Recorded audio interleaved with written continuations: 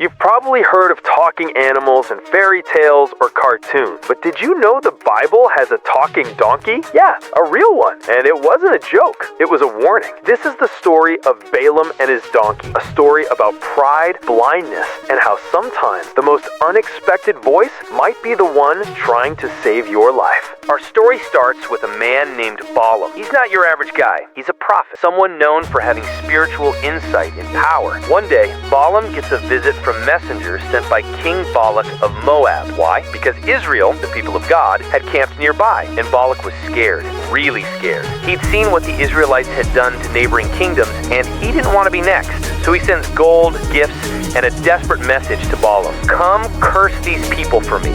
I know whoever you bless is blessed, and whoever you curse is cursed. At first, Balaam says no. God tells him not to go and not to curse the Israelites because they're already blessed. But Balak doesn't give up. He sends more messengers, more wealth, more promises of honor. And this time, Balaam wavers. He wants to go. He asks God again, and God, seeing Balaam's heart, says, "Fine, go, but only say what I tell you to say." So, the next morning, Balaam saddles up his donkey and hits the road. But something shifts. Even though God allowed him to go, God is angry because Balaam's heart isn't in the right place. He's no longer going out of obedience, he's going out of greed. So, as Balaam rides, God sends an angel to block his path, but Balaam doesn't see it. The donkey does.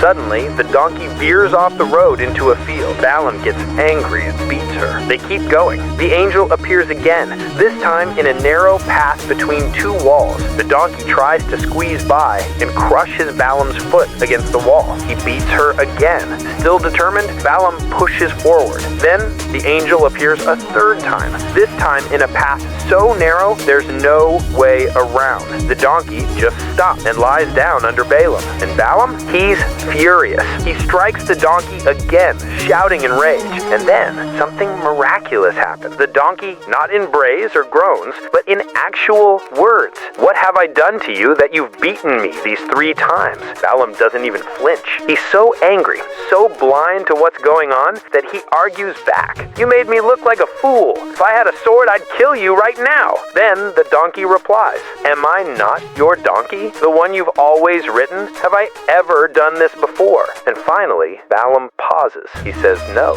And right then, God opens Balaam's eyes. He finally sees what the donkey saw all along, a powerful angel standing in the road, sword drawn. And the angel says something chilling. "If your donkey hadn't turned away, I would have killed you by now and spared her."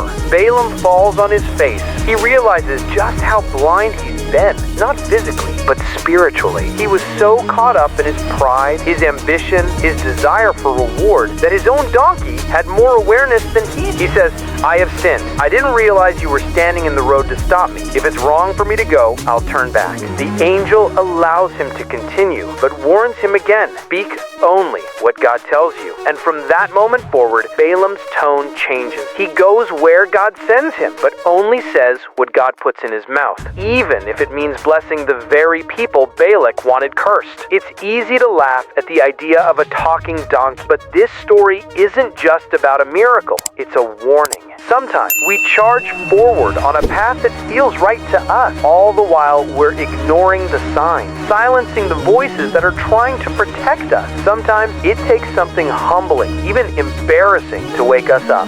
Maybe God is using people around you, unlikely people, to speak truth. Maybe the thing you're annoyed at, frustrated by, or trying to beat into submission is the very thing God is using to save you. Because pride blinds us, but God opens eyes. And if he can speak through a donkey, he can speak through anything. Are you listening?